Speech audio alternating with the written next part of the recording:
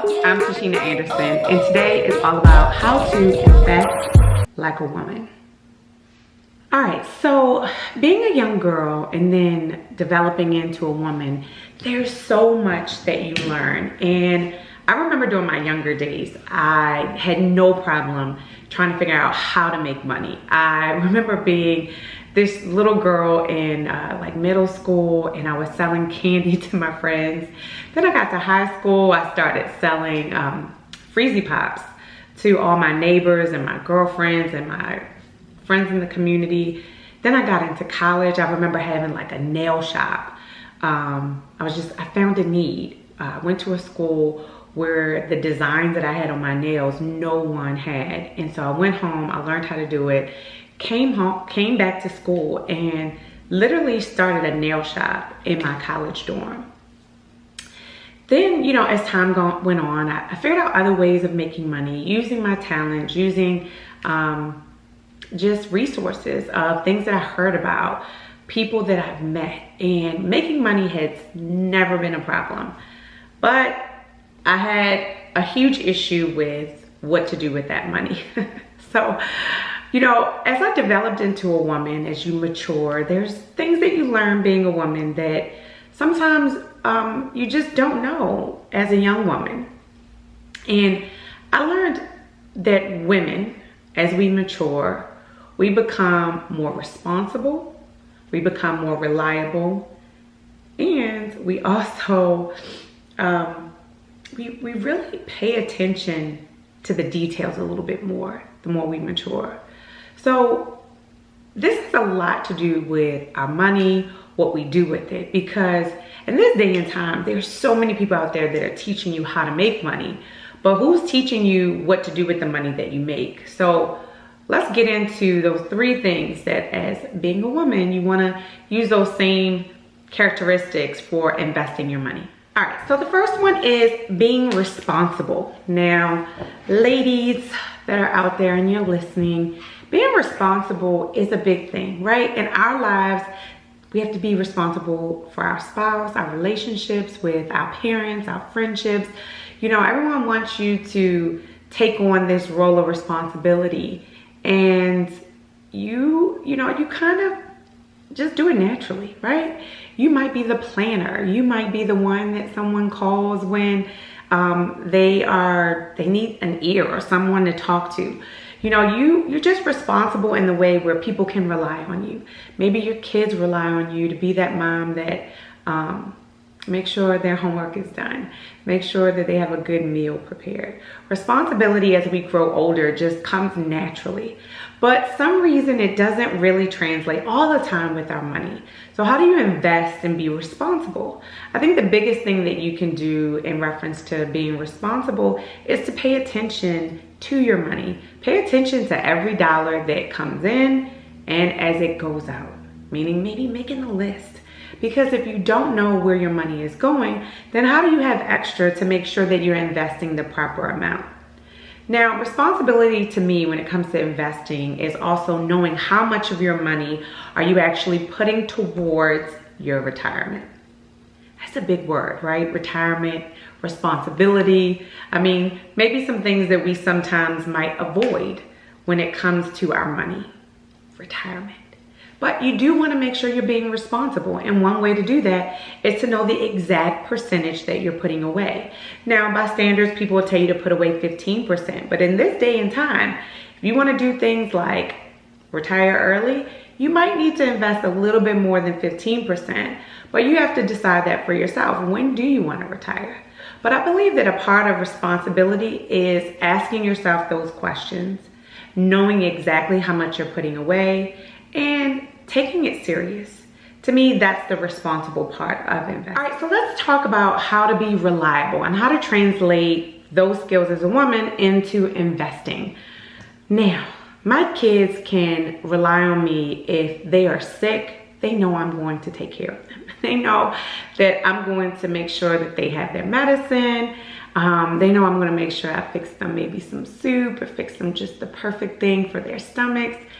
They also know if they're at school and they need a ride home, I'll stop everything to go get them to make sure that they're okay. As a woman, we can be very reliable, especially when it comes to our children. Now, how to translate that into investing? I think the reliability comes into play when you talk about reliability and investing, is to truly be diversified, right?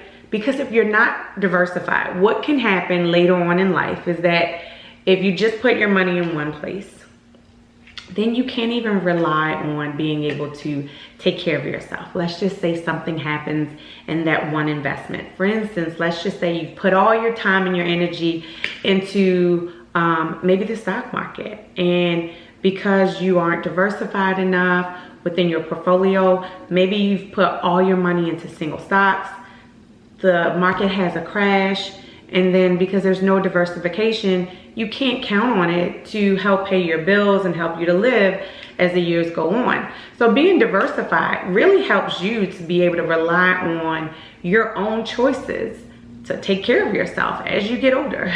So you want to make sure that not only are you being diversified, because that's how you're going to be able to count on yourself, but you also are doing this so that you have a great backup plan for yourself, right? So if your kids can count on you, maybe your spouse can count on you, you want to be able to count on yourself.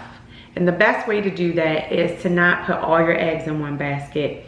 To be reliable to yourself means to spread things out and to think of all the worst things that can happen, and to make sure you're prepared for the worst things that will happen. All right, now I love this one because women really do pay attention to details. You know, I always look at whether, you know, I'm cooking or my husband is cooking, you know, I really pay attention to the seasonings that I'm putting in, how I actually take out the food in the morning, and I really plan and I think about it. I make sure that the food is properly thawed so that it's cooked good. I mean, I'm really paying attention to this. I also make sure that if my kids had too many starches the day before, that the next day that there's an appropriate amount of vegetables that are there on their plate. Like, I am paying attention to the details, that they're drinking enough water and not enough, you know, and not too much juice. You know how that can be, right? And so women, we will pay attention to the details when it comes to just our day-to-day lives. But how do we take that into investing? Okay, so I talk to so many women and they'll tell me things like, I have money going into a 401k, but I have no idea what company my company is using. And that is a big no-no. They open up their statement, they might look at it for a second. Sometimes they don't even open the statement. They just toss it and throw it in the trash. And you really want to get to a place where you know the company that you're doing business with. I mean, this is a big deal. You're talking about when you're investing your money, the whole part of this is to do it so that you can take care of yourself later on, right? Right? All right, so isn't it important to know a lot about the company that you're doing business with? This is a part of the details. So even if you've decided to, you know, just throw some money in some stocks here and there, it's still important to know about the company. How long have they been around?